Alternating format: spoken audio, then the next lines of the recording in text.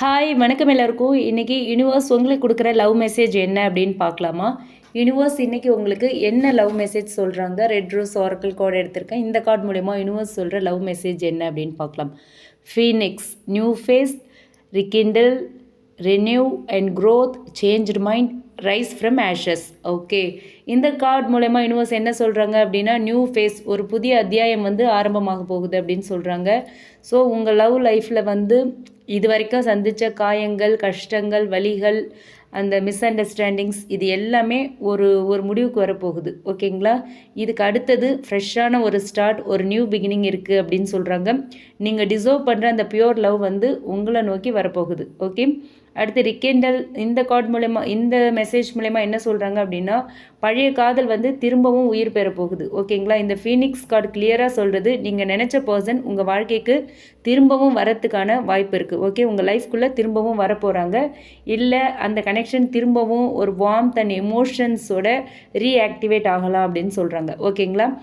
அந்த பர்சனுக்கு உங்களை பற்றின பாசம் இன்னுமே முடியலை, இன்னும் உங்களை விட்டு போகலை.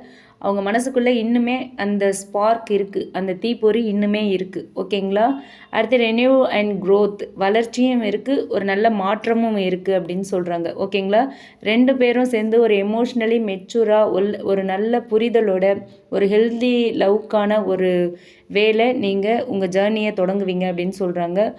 நீங்களும் சரி, உங்கள் பர்சனும் சரி, பழைய மிஸ்டேக்ஸ் எல்லாத்தையுமே மறந்து லைஃப்பை லீட் பண்ண போகிறீங்க அப்படின்னு சொல்கிறாங்க. ஹார்ட்டை ஓப்பன் பண்ண போகிறீங்க அப்படின்னு சொல்கிறாங்க.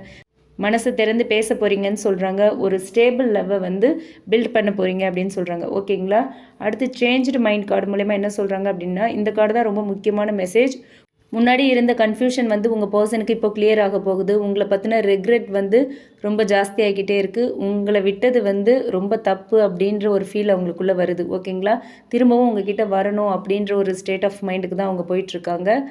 திரும்பவும் அவங்க மனசில் காதல் வருது அப்படிங்கிறது தான். அடுத்து ரைஸ் ஃப்ரம் ஆஷஸ், இது கம்ப்ளீட் சேஞ்ச். ஓகேங்களா? பழைய வலி, மிஸ்கம்யூனிகேஷன், ஈகோ, கான்ஃப்ளிக்ஸ் எல்லாமே முடிஞ்சிருச்சு. ஓகே, இப்போ வர லவ் ரொம்ப பவர்ஃபுல்லாக இருக்கும், ரொம்ப ஹானஸ்ட்டாக இருக்கும், கமிட்மெண்ட் ஓரியன்டாக இருக்கும், எமோஷ்னலி ரொம்ப டீப்பாக இருக்கும். ஓகேங்களா? இந்த ஃபீனிக்ஸ் கார்டு சொல்கிறது என்ன அப்படின்னா, இந்த கனெக்ஷன் இன்னும் முடியலை, புதுசாக பிறக்க போகுது, ஒரு ரீபர்த் லவ் இந்த யூனிவர்ஸ் கொடுக்க போகிறாங்க. அதை தான் இந்த கார்டு மூலயமா சொல்கிறாங்க. Okay, thank you.